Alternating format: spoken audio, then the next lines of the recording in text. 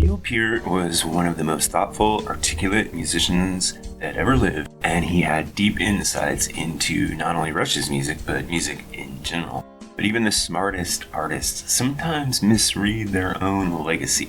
So today I want to gently push back on a couple of things Neil has said over the years about Rush, and I'm not really criticizing him here, but as a lifelong fan who's had decades to live with Rush's music, I think he might have been a bit mistaken in these two instances. So let's take a look at the first comment.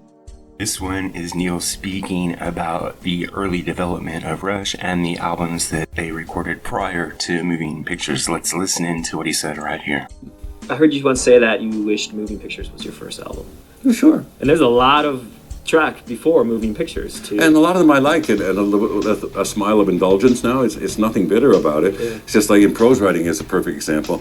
I spent 20 years learning before I had to publish my first book, and that's so much better because anything I wrote before that was experimental or learning, and it was sloppy and all over the shop and not focused on the reader or the voice or anything like that I eventually learned after 20 years. So that's really a matter of saying that by the time we learned to be a band, it was Moving Pictures. So Neil said that he wished Moving Pictures had been the first Rush album because everything before it represented, quote, growing up in public.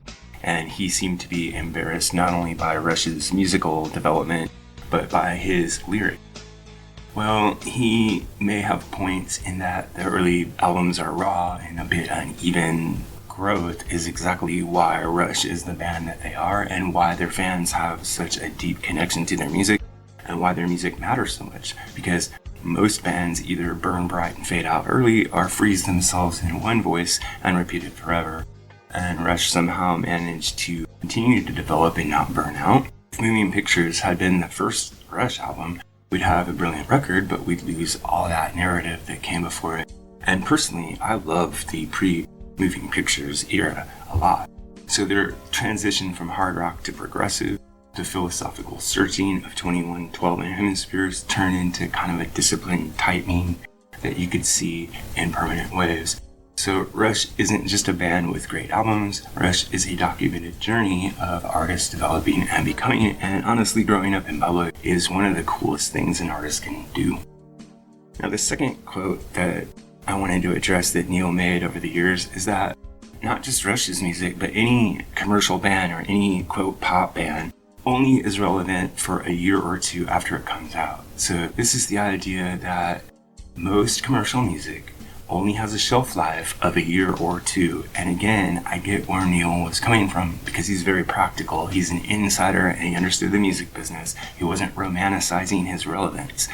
But here's where history completely disagrees with him. Rush albums don't behave like disposable pop records. Fans don't just remember Moving Pictures, they still listen to it. They don't just think of Rush in the past, they think of Rush in the present. And most importantly, the Rush audience keeps renewing itself. They're still teenagers discovering Subdivisions and Tom Sawyer and the Spirit of Radio, and not as nostalgia, but as new experiences. That's not 1 or 2 year relevance, that's generational resonance. So here's my theory about why Neil Peart may have underestimated Rush's legacy. Rush didn't just soundtrack moments, they soundtracked thinking, and that kind of connection doesn't expire. So what did Neil Peart get wrong about Rush? Not the facts, not the intent, just the scale of what he helped to create. Rush wasn't just a band that grew up in public, that showed us that growth itself could be the art, and their music didn't fade after a year or two. It kept finding new listeners who needed it, often exactly at the right moment.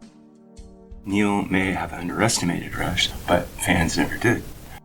If you're a long-time Rush fan, what do you think of these two quotes from Neil? Do you agree with him that the early Rush albums are growing up in public and should only be looked at in a historical perspective? And do you agree with him that most of Rush's music was only relevant for a year or so after it came out? Let me know what you think in the comments below.